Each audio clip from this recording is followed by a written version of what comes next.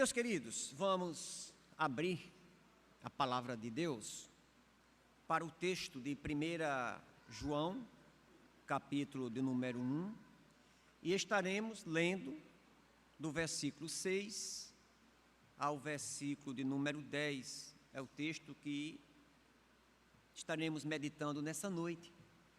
1 João, ou 1 João, capítulo 1, do verso 6 até o verso de número 10. É o texto que estaremos meditando nesta noite. Você pode também acompanhar aí na nossa projeção. O texto diz assim: se dissermos que mantemos comunhão com Ele e andamos nas trevas, mentimos e não praticamos a verdade. Se andarmos na luz, como Ele está na luz, mantemos comunhão uns com os outros, e o sangue de Jesus, seu Filho, nos purifica de todos os pecados, ou de todo o pecado. Se dissermos que não temos pecado nenhum, a nós mesmos enganamos, e a verdade não está em nós. Se confessarmos os nossos pecados, Ele é fiel e justo para nos perdoar os pecados e nos purificar de toda a injustiça. Se dissermos que não cometemos pecado, fazemos dele um mentiroso e a sua palavra não está em nós. Que Deus aplique esse texto em nossos corações. Meus queridos, nesta noite nós estaremos falando sobre os perigos do engano. Os perigos do engano. Eu fui atrás do conceito da palavra engano. Engano significa artifício empregado para levar alguém ao erro, dolo, burla, logro. E quando nós olhamos para as Sagradas Escrituras, o primeiro grande engano registrado foi já lá no Éden. Na passagem bíblica de Gênesis 3, você vai encontrar o próprio Satanás, ele interagindo, conversando com Eva, propondo a Eva uma desobediência, que ela deveria comer de um fruto que Deus havia proibido, e aquela mulher, dando ouvido às ciladas de Satanás, ela come daquele fruto e passa para o seu marido. Quando Deus vai tratar com Adão e Eva do pecado cometido, a mulher vai dizer assim: a serpente me enganou e eu comi. Então aqui nós observamos o primeiro grande engano da raça humana, na verdade, talvez o pior de todos os enganos. Então, quando nós olhamos à nossa volta, a gente conhece casos e mais casos de pessoas que foram enganadas, pelos seus parentes, de pessoas que foram enganadas por algum tipo de amigo, pessoas que foram enganadas por algum tipo de comerciante, ou por algum tipo de compra que você fez. Você que tem o costume de fazer compra pela internet, você sabe muito bem disso que eu estou falando. De vez em quando a gente compra um negócio e quando você recebe em casa, o negócio veio diferente daquilo que você comprou. Você foi de fato enganado. Eu tenho uma pessoa, na verdade eu tinha um amigo, inclusive mataram ele, né? Cabra jovem.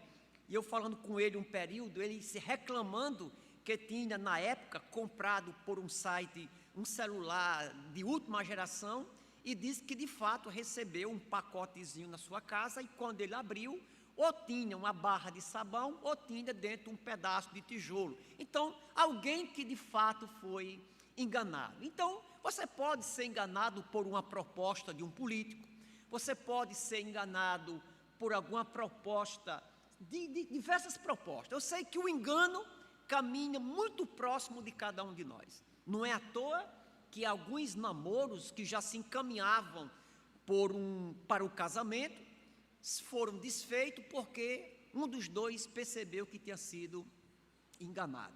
Então, quando nós olhamos para essa passagem bíblica escrita por João, nesse momento nós encontramos um registro de um engano relacionado ao pecado.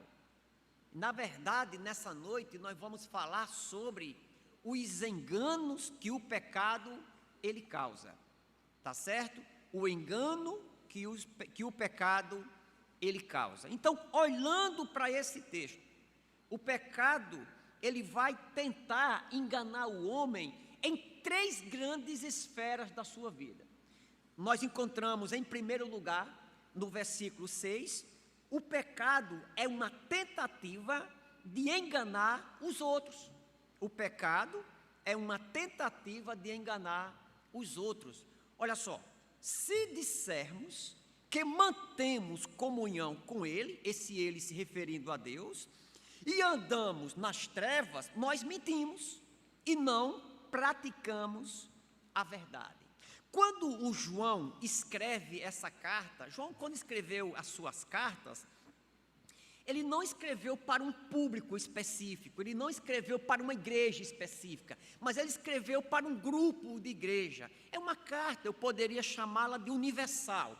Então, quando o João escreve essa carta, foi em algumas daquelas igrejas lá da Ásia, existia uma seita, ou melhor, existia falsos mestres, falsos líderes, que estavam nas igrejas pregando heresia, e a principal heresia da época, os teólogos dão o nome de gnosticismo, que era um tipo de conceito filosófico com religião, aonde eles diziam que Deus tinha revelado a ele um conhecimento diferente, que eles teriam uma espécie de sabedoria acima de qualquer tipo de sabedoria, e que eles haviam recebido essa sabedoria exclusivamente, Deus só tinha dado a ele.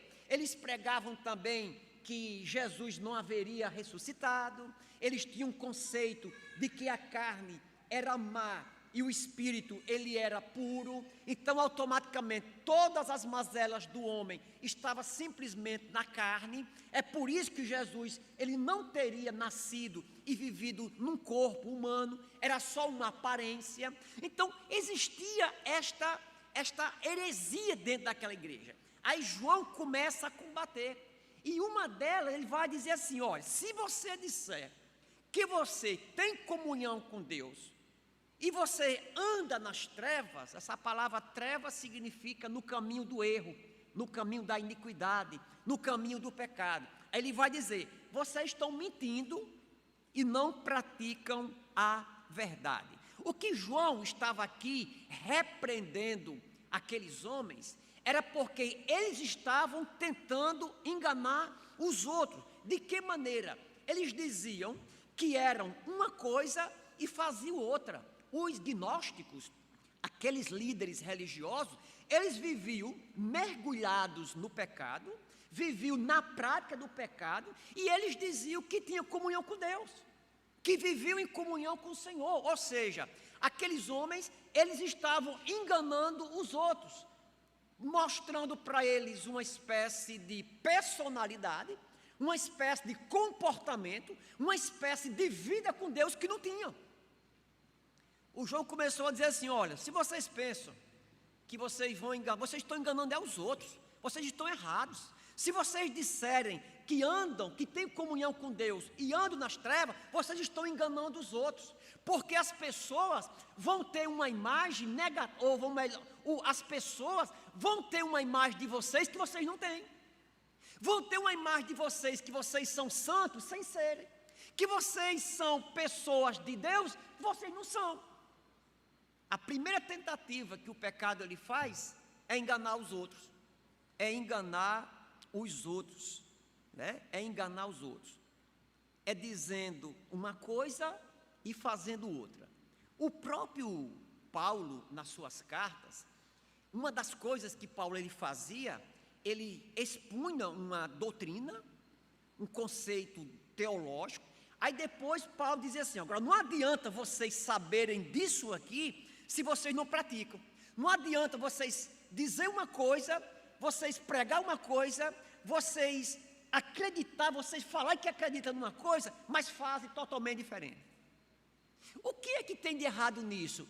Eu tenho errado nisso porque as pessoas estão sendo enganadas. As pessoas pensam que você é uma coisa sem ser. Aí ele vai dizer assim, vocês estão fazendo os outros mentir. Ou melhor, vocês estão mentindo para os outros. Porque vocês estão dizendo que andam na luz, quando na verdade estão andando nas trevas. Vocês estão dizendo que têm comunhão com Deus, mas vocês andam nas trevas, no erro, no pecado. Então aqui nós temos uma grande tentativa do homem, através dos seus pecados, enganar os outros. Um teólogo e escritor chamado William Barclay, ele disse o seguinte, que para um cristão, a verdade nunca é somente uma verdade intelectual. A verdade sempre é uma verdade moral. A verdadeira missão do cristão é ele ser aquilo que ele diz ser. Igual aquele livro do pastor Carlos Queiroz, intitulado Ser é o Bastante. Nós precisamos ser aquilo que nós dissemos que acreditamos. Nós precisamos ser aquilo que nós pregamos, aquilo que nós divulgamos, aquilo que nós dizemos que acreditamos. Então aqui nós encontramos o João corrigindo isso, que o pecado, uma das primeiras tentativas do pecado, é o pecado da gente querer enganar os outros. Muitas pessoas, é a primeira aplicação que fazemos, muitas pessoas desejam que os outros pensem que elas são espirituais, então, estamos, nesse caso, mentindo para essas pessoas.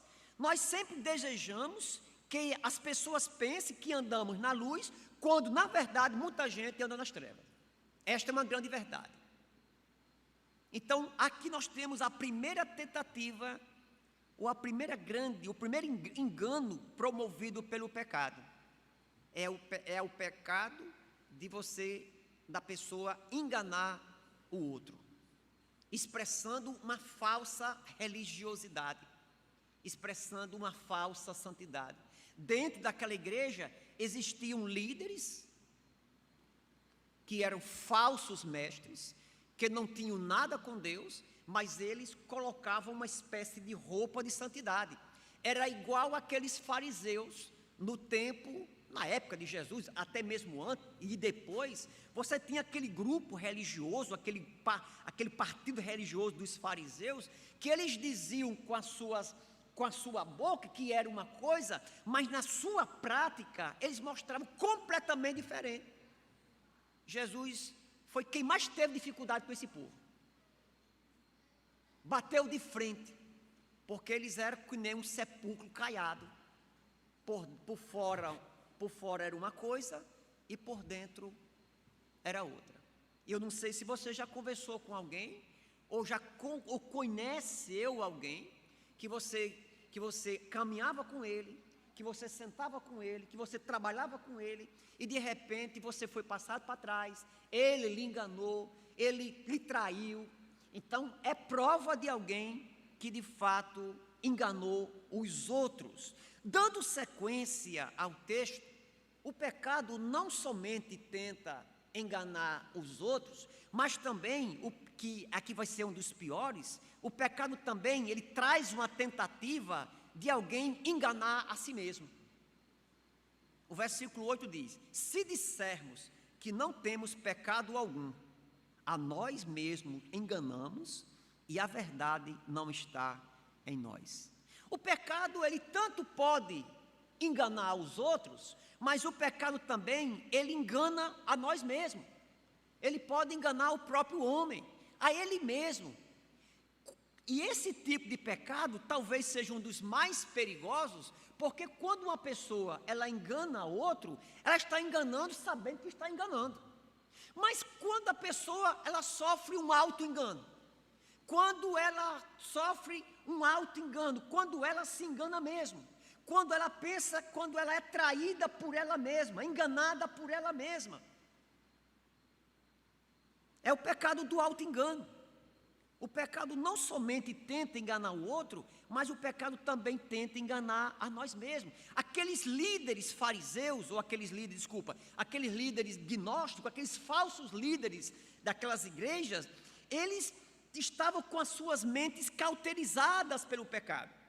Era como se o pecado estivesse cauterizando a mente dele, o pecado que eles mesmos negavam. O Hernando Dias Lopes, explicando esse texto, ele diz que o pecado, ele anestesia o coração, insensibiliza a alma e cauteriza a consciência. Se você enganar alguém é errado, o pior de tudo é você enganar você mesmo. É o pior você enganar você mesmo. É possível viver em pecado e ainda assim se sentir seguro e ter certeza de que tudo está bem na sua relação com Deus. Essa expressão aqui é algo extremamente perigoso, cruel e catastrófico. O pecado, ele pode cauterizar a mente de alguém e a pessoa diz assim: não, eu estou bem com Deus. Eu sou uma pessoa desonesta, eu vivo em adultério, eu vivo na mentira, eu vivo na prática do erro, eu sou uma pessoa extremamente desonesta, eu vivo de trapaça, eu vivo de coisas erradas, mas eu vou dormir, boto a minha cabeça no travesseiro, estou legal. Porque no meu auto-engano, eu penso que eu estou bem com Deus. É uma das piores situações de alguém que vive no pecado e é enganado por ele mesmo. Porque uma das coisas que o pecado ele faz, o pecado ele humilha a pessoa. O pecado ele tem o poder de destruir as pessoas. Para aqueles que não têm conhecimento de Deus, que vivem na prática do erro, muitos deles pensam que o pecado é até um estilo de vida, é uma opção. Mas para aqueles que conhecem a Deus, que vivem no temor do Senhor, o pecado, quando ele bate na nossa porta, o pecado nos entristece. Na verdade, o pecado é o próprio Espírito Santo que traz no nosso coração também o arrependimento, e logo a gente se sente triste, abatido, porque nós escorregamos, porque nós pecamos. Mas quando alguém é enganado pelo próprio pecado, dizendo que não tem pecado nenhum, aqueles líderes diziam: olha, nós não temos pecado nenhum. Nós vivemos numa situação espiritual que nós somos o suprassumo da vida. O que nós fazemos, nós conseguimos uma iluminação tão grande de Deus, que aquilo que nós fazemos de errado não nos atinge. É tranquilo. Deus não se importa. Então o pecado tem esse poder de trazer uma espécie de auto-engano. Trazer um auto-engano. Quando alguém diz que não cometeu pecado nenhum, alguém que conjectura de que o pecado não existe, que o pecado é uma opção. Nós vivemos hoje numa sociedade que a palavra de moda ou a frase de moda, você pode ser o que você quiser e você pode fazer o que você quiser. Vamos lá, se eu posso ser aquilo que eu quiser e fazer aquilo que eu quiser, eu estou justamente declarando isso. Eu posso fazer o que eu quiser. Esse conceito é como se alguém quisesse riscar, apagar, deletar o conceito de pecado. O conceito de pecado. Quando alguém diz que não cometeu nenhum pecado, o que é que ele está fazendo? Ele está negando o sacrifício de Jesus Cristo. Se alguém diz que não tem pecado, ele está dizendo: ó, Jesus veio para cá à toa. Jesus morreu de um acidente mesmo. Eu estou dizendo com isso que Jesus ele perdeu o tempo dele vindo aqui na terra. Porque nós somos pecadores. Nós temos vários e vários textos. O próprio Romanos 3:23 diz que todos pecaram, não somente alguns pecaram, mas que todos pecaram, todos somos pecadores, todos de igual modo precisamos de Jesus, precisamos de salvação. Aqui, essa doutrina herética que tinha sido pregada naquelas igrejas, infiltradas naquela igreja, e o João estava dizendo, olha, aquele que diz que não cometeu nenhum pecado, se dissermos que não temos pecado nenhum, ele vai dizer, nós nos enganamos a nós mesmos, e a verdade não está em nós. Ou seja, mais uma vez, vocês são mentirosos. Era o que João estava dizendo com esta sua palavra. Aqui nós observamos claramente a tentativa da gente querer tirar de sobre nós a responsabilidade do pecado. Eu estava pregando recentemente sobre isso. Eu conversava muito tempo aí com um parente meu, e ele chegou para mim, o caba todo desarrumado, como diria Lorival, todo desarrumado, vivia de adultério, vivia enrolado com muitas mulheres, e um dia eu cheguei para ele ficou sabendo que eu era pastor, mas a gente nunca tinha conversado sobre isso. Aí um dia chegou para mim, não sei se vinha meio chapado, ele olhou para mim e disse assim, rapaz, deixa eu dizer uma coisa aqui para você, o senhor é meu sobrinho, eu lhe quero muito bem, mas tem duas classes de pessoas que eu não gosto, eu não topo, é pastor e padre. Aí eu comecei a imaginar, por que aquele camarada disse isso?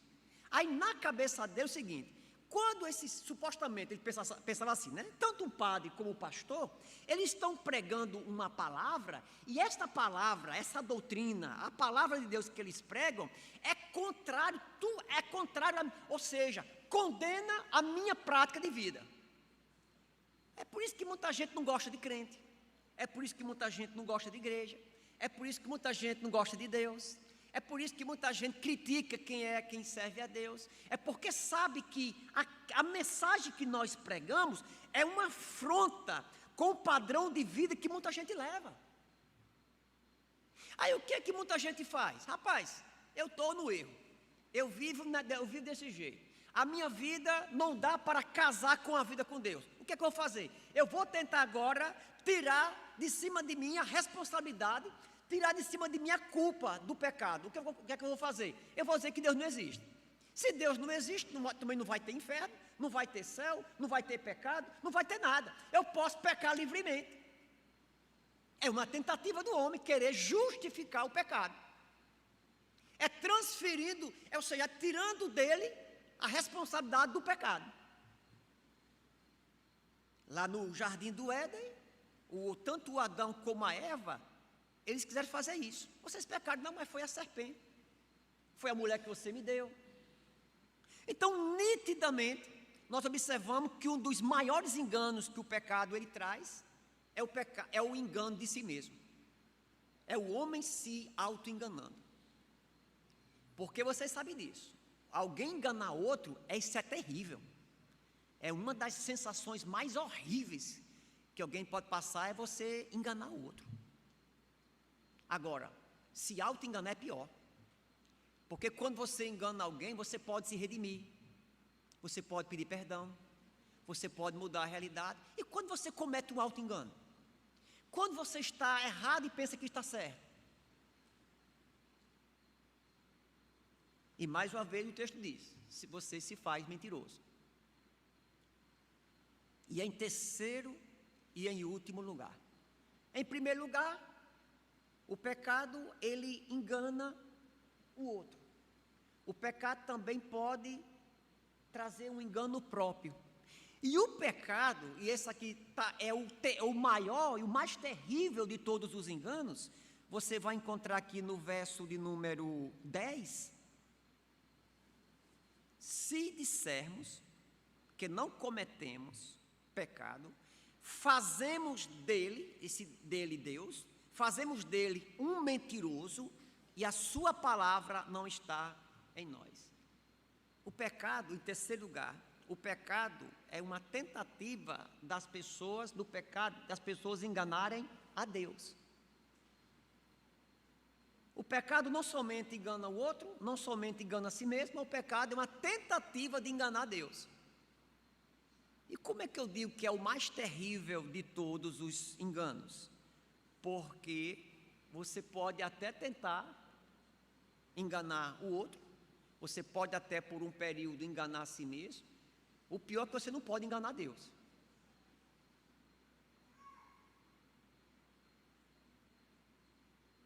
E é terrível, porque quando você tenta enganar Deus, você dizendo que não tem pecado nenhum, dizendo que não cometemos pecados, nós estamos fazendo de Deus um mentiroso.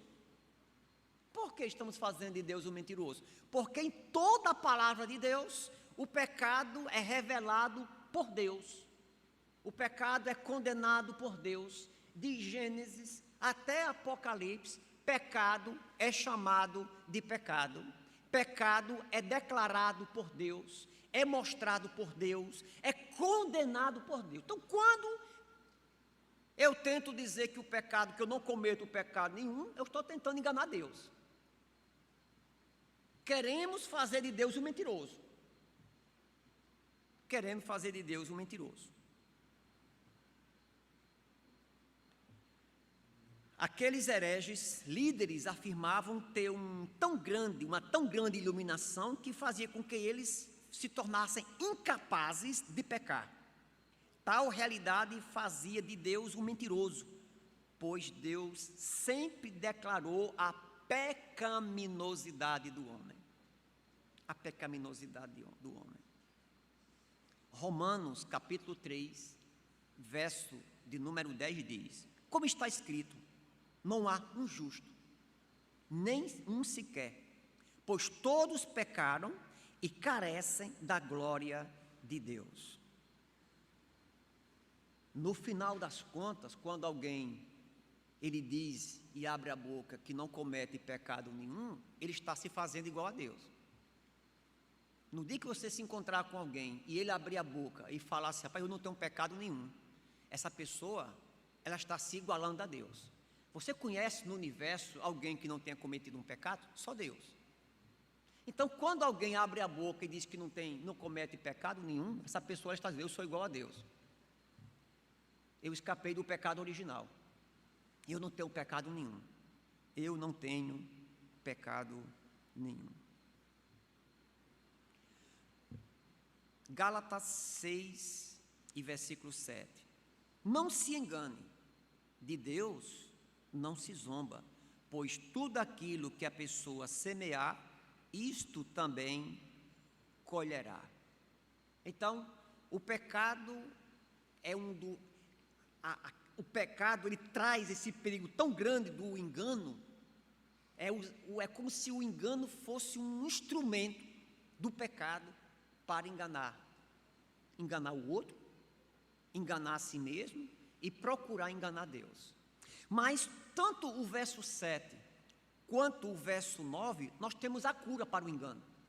Nós temos a cura para o engano do pecado. O verso de número 9 diz assim: se confessarmos os nossos pecados, Ele é fiel e justo para nos perdoar os pecados e nos purificar de toda a injustiça.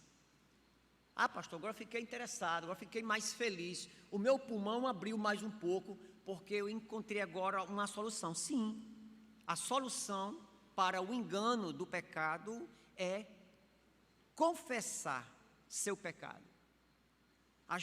O caminho certo para você tratar do pecado não é você tentar esconder o pecado, como Adão e Eva eles fizeram. Não é você fazer que nem Davi fez, tentando esconder o seu pecado que cometeu com Betseba. Não é.